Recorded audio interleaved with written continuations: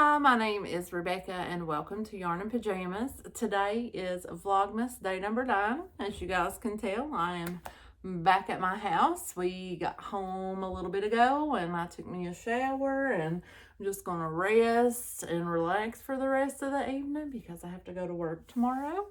But I thought I would come on here and open up my gift for day number 9. I done a swap with my friend Summer and we're doing it Advent style, so we're opening a gift a day. And if you want to know what Summer got, you will have to ask her down in the comments. Okay, so let's open day number 9.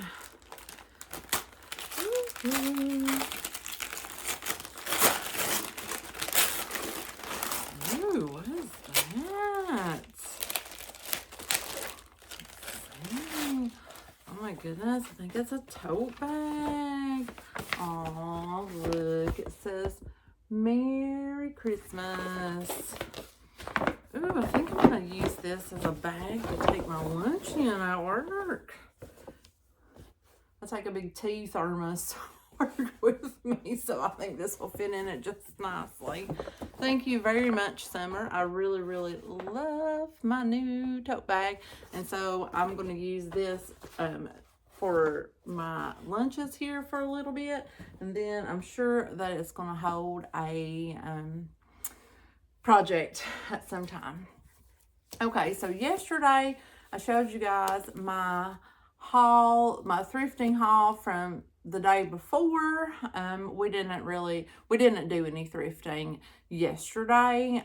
We done some baking. We baked a birthday cake for my nephew Gavin, whose birthday is today. So happy birthday, Gavin.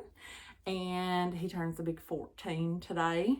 So we done some cake last night, and me and Granny gave him his birthday gifts last night because we were coming back home today. We had pizza, so it was like a little pizza / birthday little party. And then my sister made what she calls nightgown baklava. I haven't tried it yet. I'm going to try me some here in a minute, but her husband says that it is super, super, super good. So I cannot wait to give that a try. So that's pretty much what we done yesterday. Also, a lot of you guys, know that Kentucky is famous for its bourbons, and I have a coworker who wanted some specific whiskey from one of the distilleries down there called Buffalo Trace, and I told him that I would go because it's like an hour from my sister's house. So I was like, we'll go on Saturday. So we went on Saturday. Let me tell you, that place is huge. And I got him the whiskey that was like special for that day, because there's some whiskeys that they only release like on certain days, and you can only buy one bottle every 90 days. So like you have to register when you go there, and they put a wristband on you, and then they like click the wristband like when you check out. So the first day we went, we got this one. It was the one that he was not so excited about, but he still wanted it. And then he calls me yesterday, wakes me up, and is like, oh, they have E.H. Taylor today. Can you go back? So we went there that morning instead of thrifting, and then we came home and baked. But I'm going to read you guys another story from The Magic of Christmas Miracles. So let me go to it here. It is called A Teacher's Christmas Tradition. Let me take off my glasses here. Okay. Since Christmas 1971, it has been my private holiday tradition to reflect upon a small tattered box and its precious contents to remind me of the true meaning of giving and unselfish love. While I was student teaching during that fall, I was assigned the responsibility of working closely with a difficult 7-year-old who had been neglected in so many ways for all those 7 years. Raising 2 children of my own and believing I had the inside scoop on kids, I accepted the challenge with enthusiasm. I could see that this boy had the potential to succeed but as too frequently happens, his failure to conform to any social or academic criterion had gained him the reputation of being troublesome at the school.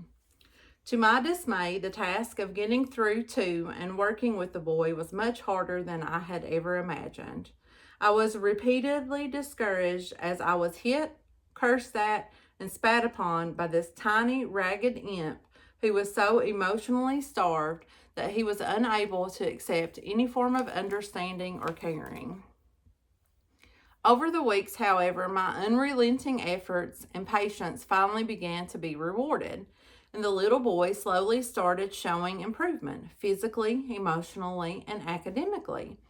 As we bonded, his truancy lessened, and he started to make friends and participate in group activities. A few weeks into our newfound trust, the boy confided in me a pending trade with a classmate. My little guy was going to trade his only pair of gloves, which I had previously given him for his often too cold hands, for a red plastic shoe bag with a drawstring. Today, these types of bags are commonplace, but in the early 70s, they were just making an appearance, and my boy was completely enamored with the shiny, bright red bag. The trade was made. With not too much to call his own, the boy became obsessed with this new prized possession.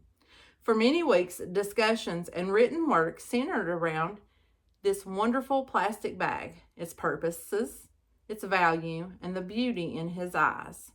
He was extremely protective of the bag, and he guarded it with a vengeance. A month flew by.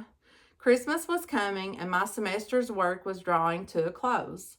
On my last day, the children held a combination Christmas and going away party for me. While saying my goodbyes and opening presents that the children had brought me, I glanced up to see my boy abruptly leave his seat and then the room. For a fleeting moment, I entertained thoughts of having lost him, after all we had been through. But shortly thereafter, another teacher returned him to our room after he was found in her classroom searching the wastebasket and asking for a rubber band. With one small hand held behind him, he quietly approached my desk and slipped something under the rest of the gifts. I continued opening the remaining trinkets, giving hugs and thank yous. Finally, I came upon a tiny, torn, faded green box wound with a rubber band.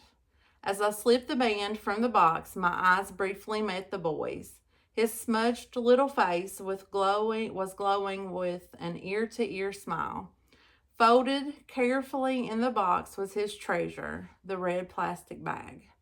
My throat tightened and my eyes started to burn, but my heart was so warmed and so touched by the extraordinary love he had shown me with his special gift. This December, I will again celebrate Christmas with my own 27-year tradition. I will peek at the tattered green box holding the old red plastic bag as it lay tucked away in its secret place, holding for me the true meaning of giving. As it was for that young boy, the bag is my prized possession. This was submitted by Karen Morrow from Kalamazoo, Michigan. That's a very heartwarming story. The bond that they developed and him giving her his one possession that he treasured the most, and that she kept it all of these years and takes it out at Christmas. That is really the true meaning of giving, to give something to someone else that is a very prized part of yourself. Tell me what you guys thought about tonight's story. I almost teared up, but I did not. I persevered and went through for you guys. So I will see you guys tomorrow on day number 10. Bye.